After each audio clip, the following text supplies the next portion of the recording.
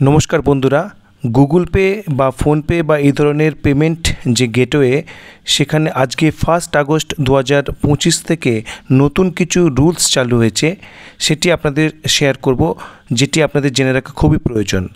প্রথমত আপনারা যেটি দেখতে পাচ্ছেন একটি স্ক্রিনশট, যেটি 1 আগস্ট 2025-এ গুগল পের মাধ্যমে পেমেন্ট করার চেষ্টা করা হয়েছিল, যেটি পেমেন্ট ফেলড দেখাচ্ছে।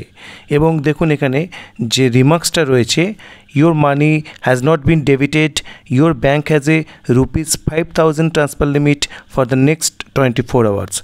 এটি সাধারণত কোনো অ্যাকাউন্ট যখন নতুন খোলা হয়, সেক্ষেত্রে 24 ঘন্টার মধ্যে 5,000 বা তার মধ্যে কিন্তু লিমিট থাকে।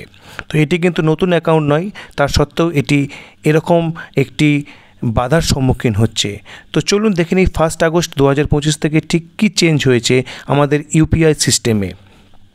পে বা পেটিএম এই ধরনের ইউপিআই সিস্টেম যেগুলো রয়েছে, সেটি কিন্তু মনিটরড হয় national payments corporation of India, NPCI.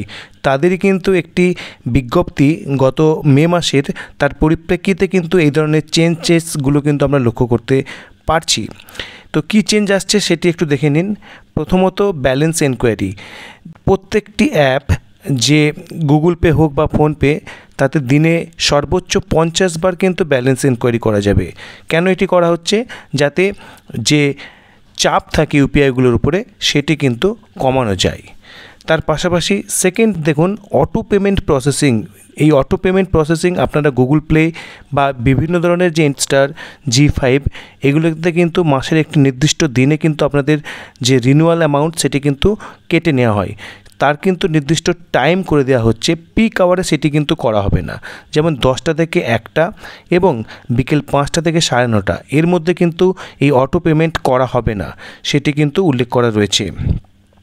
তার পাশাপাশি দেখুন এখানে ব্যাঙ্ক ডিটেলসের কথা ব্যাঙ্ক রয়েছে যেগুলো একটি নির্দিষ্ট মোবাইল নাম্বারের সঙ্গে রয়েছে, তার যে ব্যালেন্স সেটি কিন্তু 25 বার একটি নির্দিষ্ট দিনে কিন্তু দেখতে পারবেন, তার বেশি কিন্তু নয়।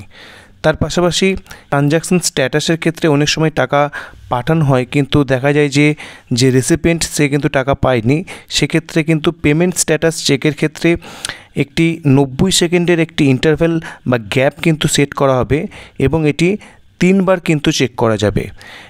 তারপরের যেটি বিষয়, সেখানে বলা হচ্ছে আপনি যাকে টাকা পাঠাবেন, অর্থাৎ রেসিপিয়েন্ট, এই রেসিপিয়েন্টের নাম কিন্তু ম্যান্ডেটরিলি শো করবে, যাতে ফ্রড বা যে জালিয়াতি, সেখান থেকে কিন্তু আপনি রক্ষা পান।